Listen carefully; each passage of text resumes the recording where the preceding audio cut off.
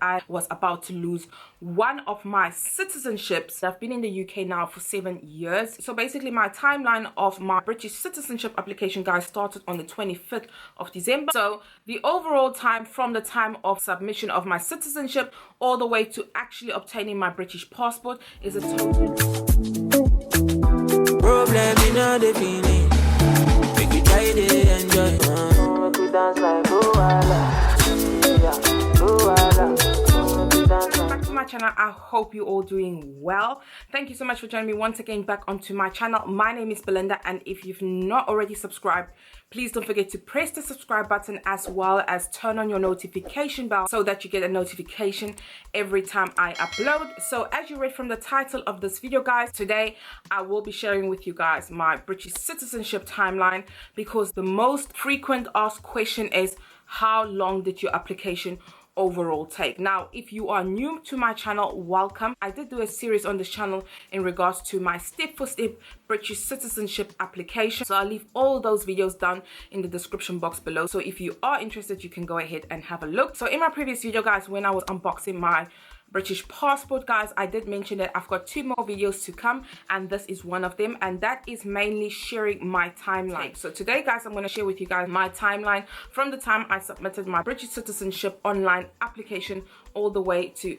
this point in time where I have obtained my passport. So maybe you are still awaiting for your British citizenship to be approved and you've waited for a very long time, or you are maybe just going to be applying for your British citizenship sometime in the near future and you just want to get some sort of a rough idea how long the timeline is. Obviously, guys, just a quick disclaimer, if I've not already put it out there, that obviously it varies from application to application. Some applications may be a bit more complex than others, so the timeline may vary. However, I happen to believe that my application was straightforward looking back at it, so that is what I'm going to do in this video. So if you are interested, guys, please keep on watching. So let me just give you guys a bit of a background about myself. I've been in the UK now for 7 years.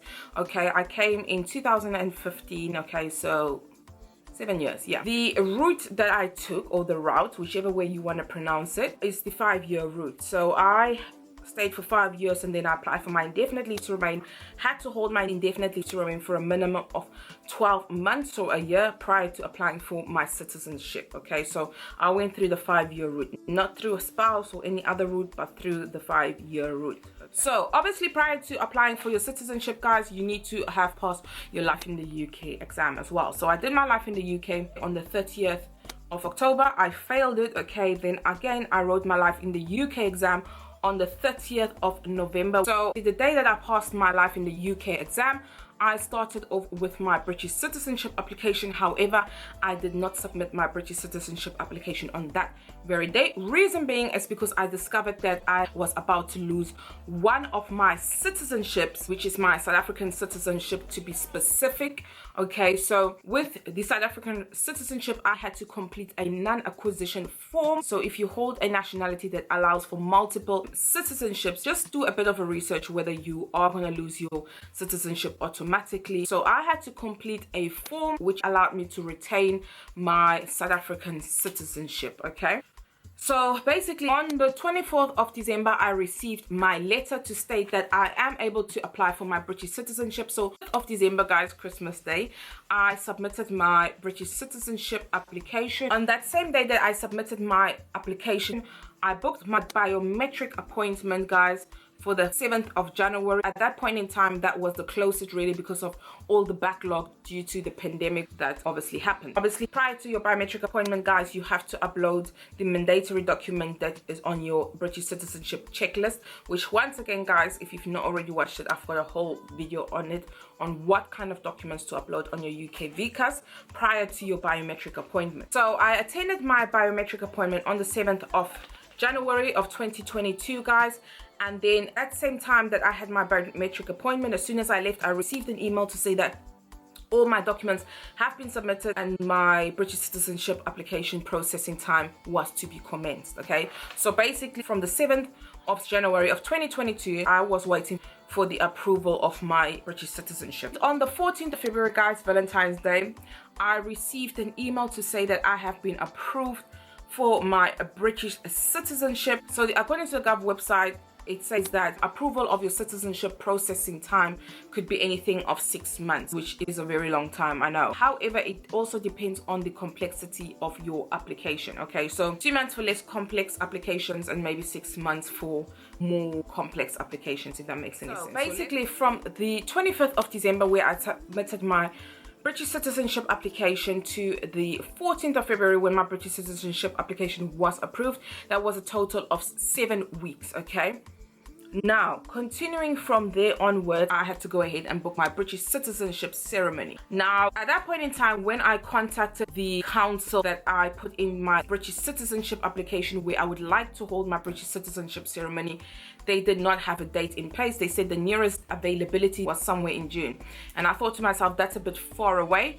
So I decided to go ahead and book a private ceremony, which took place on the 23rd of February of 2022, which obviously I had to pay extra fee.